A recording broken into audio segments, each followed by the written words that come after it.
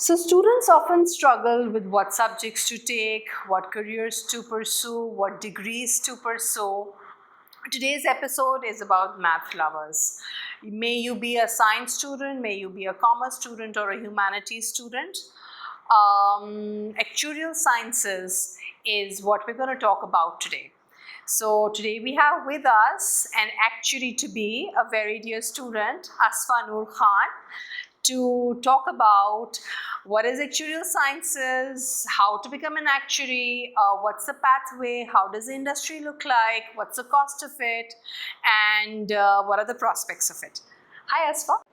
Hi, Miss Nausheen. Thank you so much for having me today. It feels so great being back. So, Asfa, we see the caption showing all that you're doing. What are you studying? I am studying actuarial science.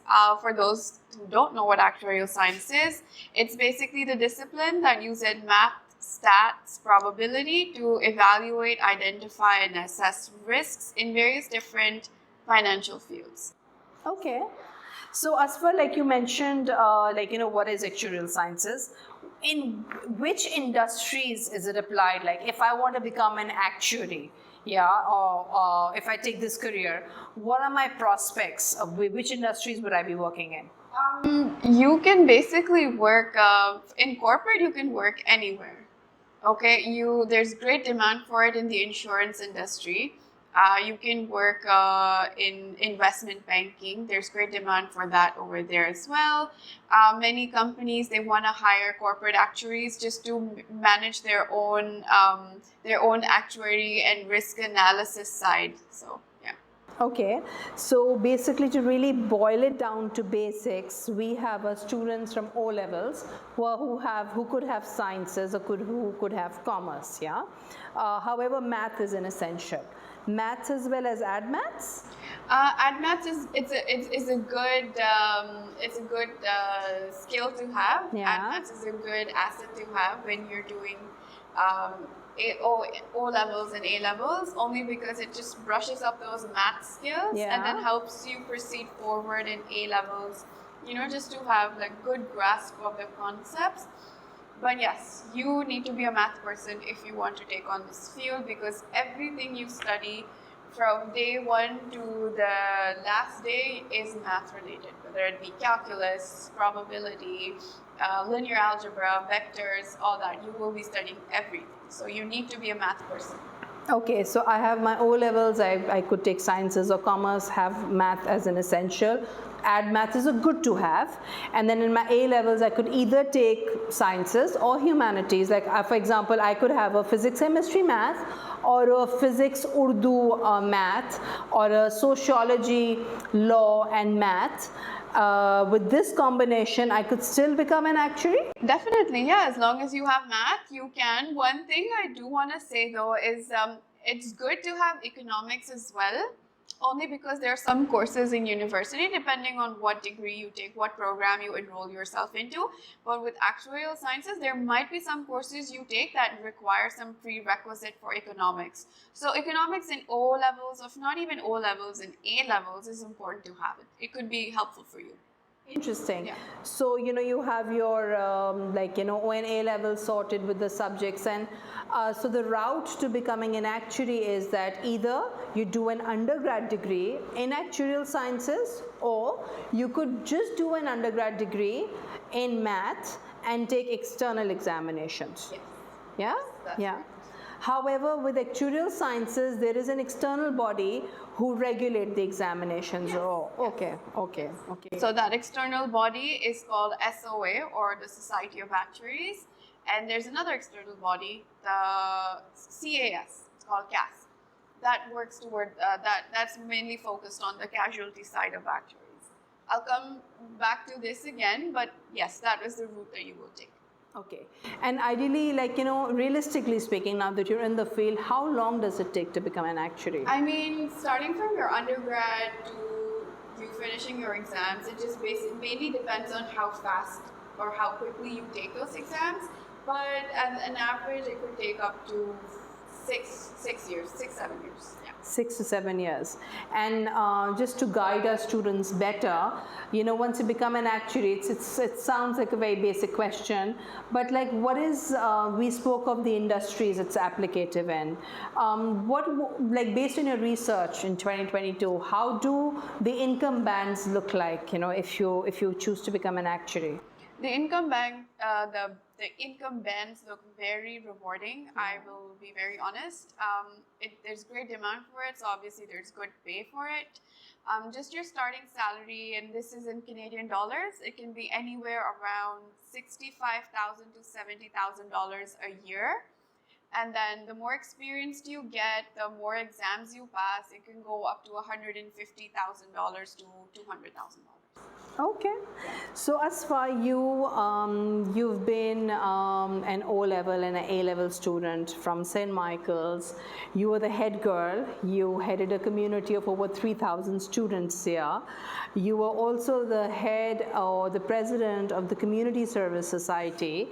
And yes, very proactively, you know, as you know, you would be around the counseling office, like, you know, these are the subjects I'm taking, I'm applying here, I need these documents, and like, you know, you were like on the go, you're like a go-getter like that, mashallah say.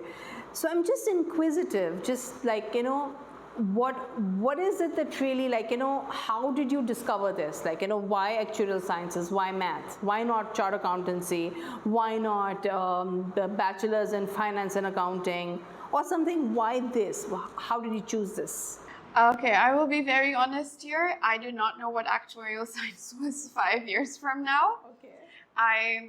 Sir Shagaf, our math teacher in A-levels, he was talking about how he's interested in actuarial science and how he's writing some exams too.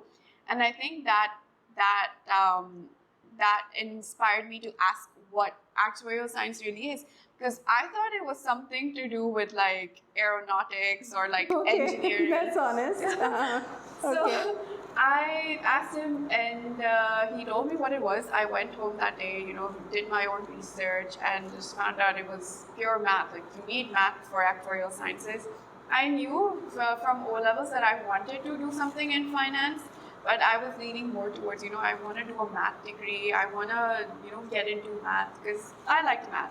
I liked problem solving. It was my favorite subject. I never saw myself doing like lengthy subjects like psychology or writing essays or readings. Like, I didn't want to do that. Yeah. So you know, I was like, okay, it's like I can go into finance with this. I can study math with that. Why not? So I researched, and you know, I just made the decision. You know, I made the decision and I went with it. And then I didn't look back.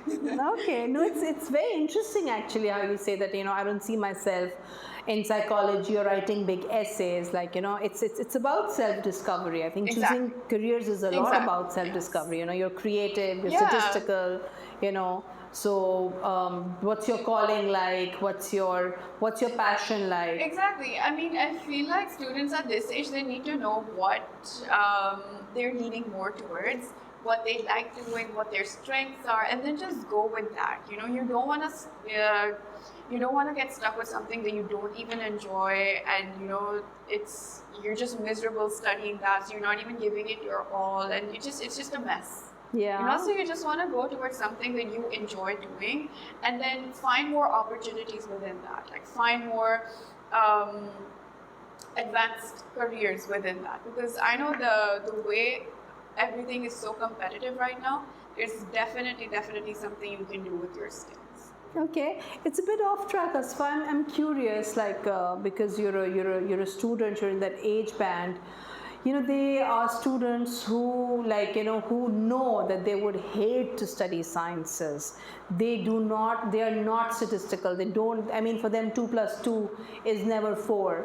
And still they choose to do so, maybe through peer pressure, or their parents ask them to do, to pursue something. You know, कुछ students होते हैं जिनको, you know, नहीं, उनको media sciences पढ़नी होती है, उनको films बनानी होती हैं. लेकिन, like, you know, somehow parental pressure pressure होता है या सारे क्लास फेलोज कोई फाइनेंस अकाउंटिंग कर रहा है, कोई डॉक्टर बन रहा है, कोई एरोनॉटिकल इंजीनियर बन रहा है, कोई बायो साइंसेस में जा रहा है. So they somehow I don't know, maybe it's a FOMO feeling, it's a fear of missing out, it's not feeling enough. I don't know what is that. But as a student, how do you feel? Is it really that it's important कि आप अगर अपनी एक दफ़ा calling find out कर लें और उस पर stick करें and you go ahead with it, is that rewarding? I think it's very rewarding. How I pictured, I think your O levels is the time to discover what you like. It's the time you want to experiment, because that you have a choice after O levels. Hey, do I still want to stay in sciences or do I want to go towards the commerce side? I think your O levels are just you experimenting, discovering yourself, your strengths. Here, A levels में आके थोड़ा, you decide, okay, this is what I want to do and this is what I'm going to do and this is the path I want to take. But in O levels, yeah, do find your calling. I think maybe O levels में calling आई थी. I loved ad maths. I love studying math and I would look forward to ad math class every day. तो मुझे फिर वही से पता चला that I want to find a career within math. So yeah, O levels is just for you to discover. Make mistakes, discover, and then in A levels you fix those mistakes or you find your calling and then you move on. Okay, I think that's a valuable takeaway. Find your calling, stick to your passion, discover who you are, and like you just cannot pretend for the rest of your life. You can't really do something what you're not meant to do.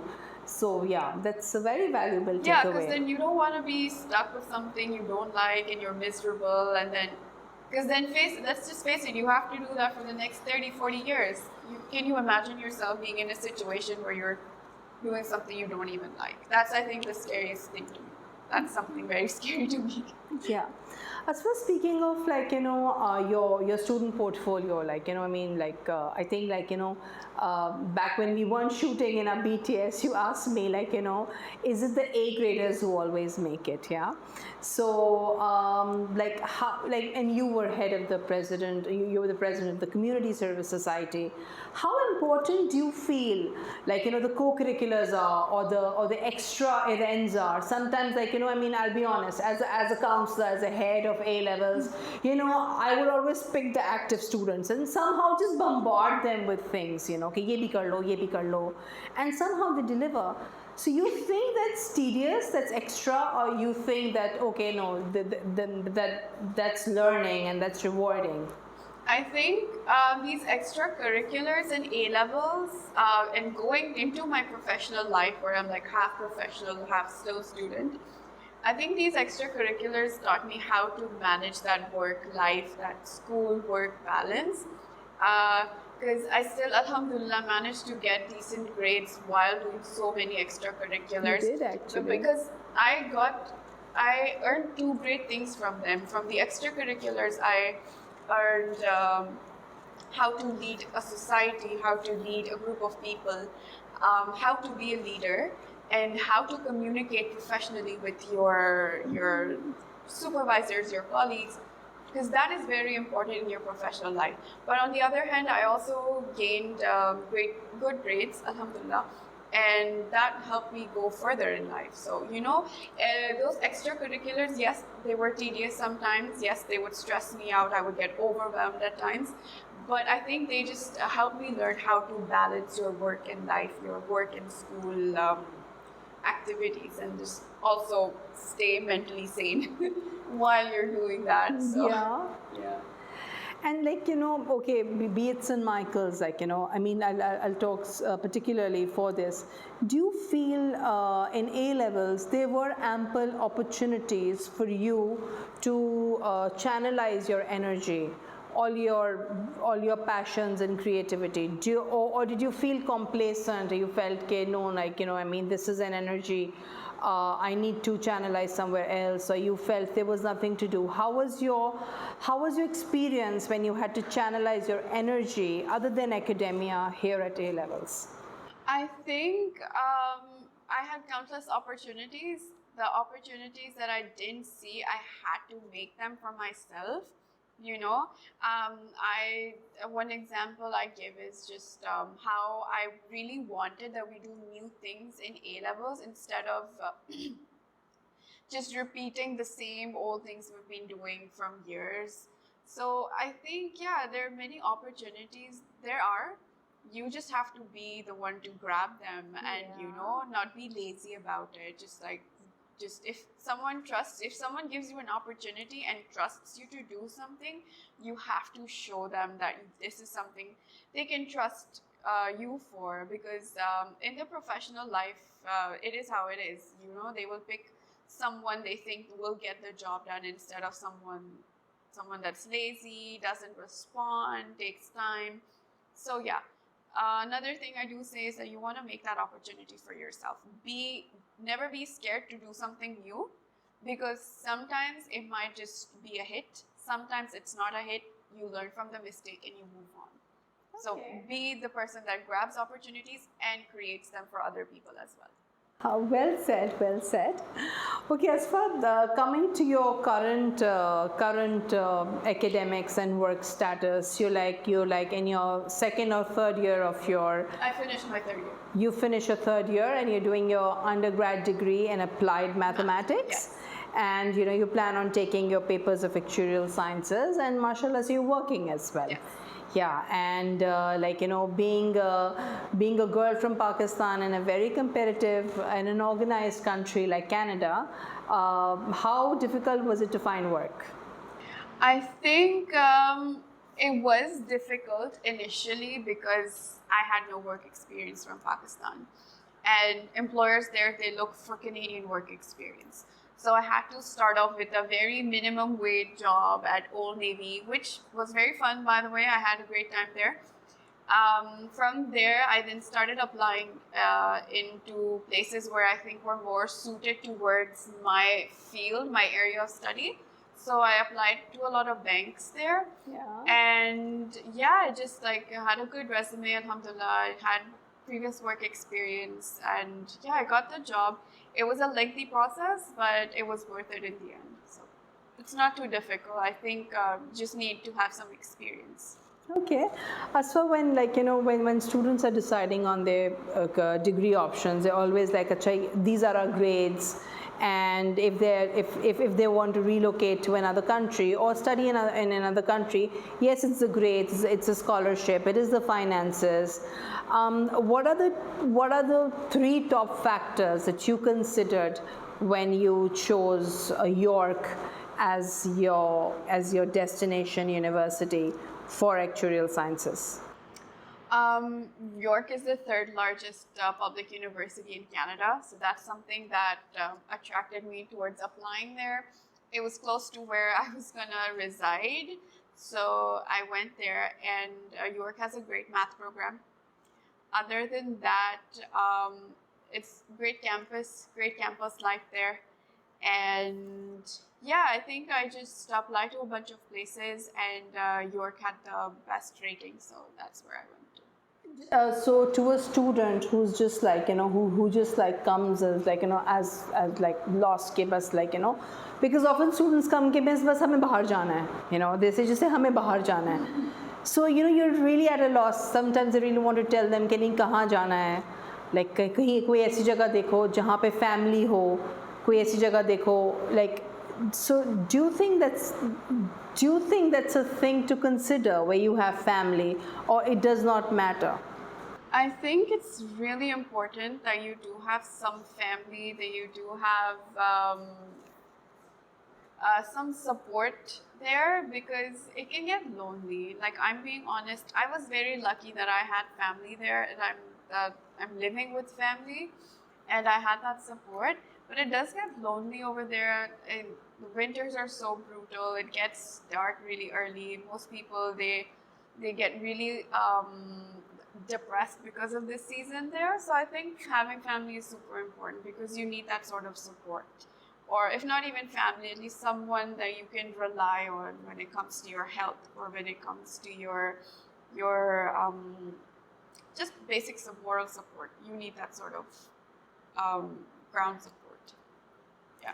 So Asfa, it's If you have to advise or give a takeaway to your fellow students or the student community at large, I think like this hand holding, or if like our personal narratives could be very powerful sometimes. Like it's very empowering to listen to somebody, make it focus, make it big.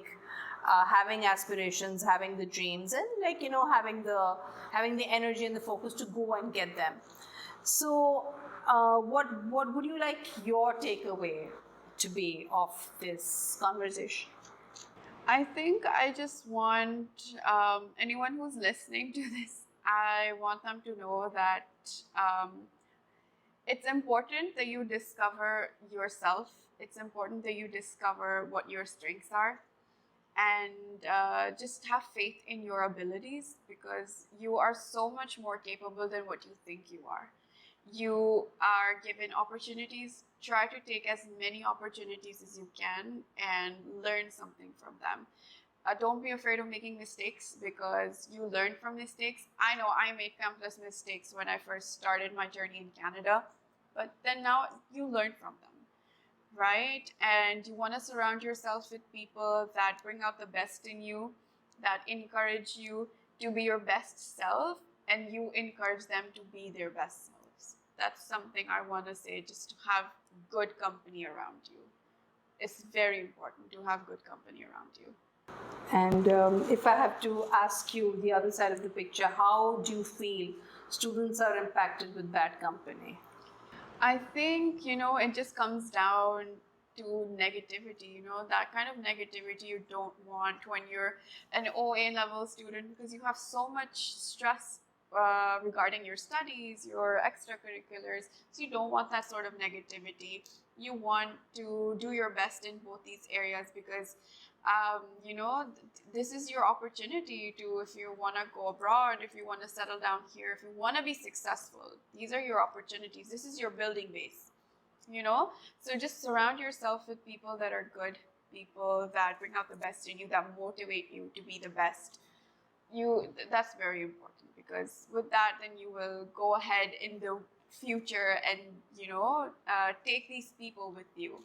You're going to stick together and just build your futures together and support each other. Okay, so that's a valuable takeaway for all of us, for all the students watching. All of us are born with innate qualities and limitless possibilities. So like we have our thumbprints. Thumbprints are unique to everyone. So you are born with it.